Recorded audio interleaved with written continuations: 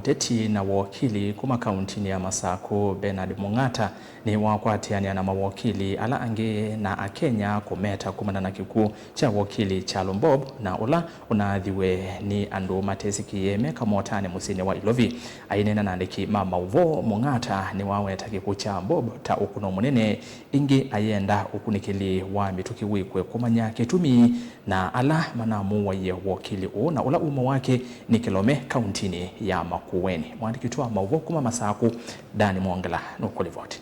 Na kikuu na wakili Bernard Mung'ata ni kana kikuu cha wakili usu ni wasimuni kwa mawakili mandhi ya Kenya wala wende na ukuli ukunikiliwekwe na metoki. Yesterday we woke up into the sad news of the death of our senior wakili Charles Bob, and we are completely devastated.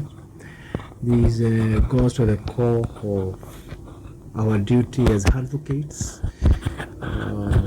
We urge the police to do all that can be done to ensure that the perpetrators are brought to book. This is not only a threat to us as legal fraternity, but it's also a threat to the administration of justice. Wengi ni wasinganiki kunikiliwende na kwa mbola wala wande na ukulia ukunikiliwe kwa metuki na alame kwa kiko chukua za matami moma kemeo nikenda kito ne kukwatikana ndalisigana nusunyo mwene kwa nasiko taidhi siya maukili kuende ya na uwithukiwa bandi ya Kenya. Such cases is escalating of these isolated crimes.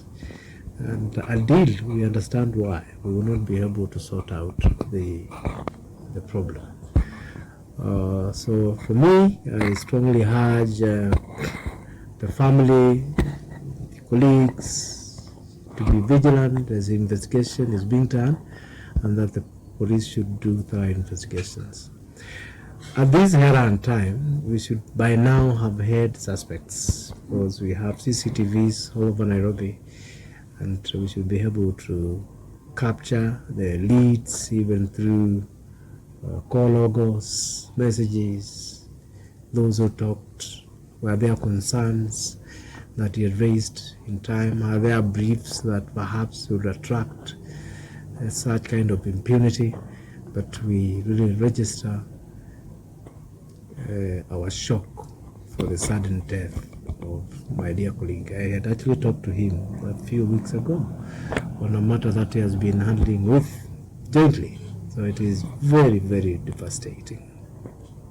May his soul continue to rest in peace. Daniel Mwongela, Mutungu TV, Kumaba Kauntini ya Masako.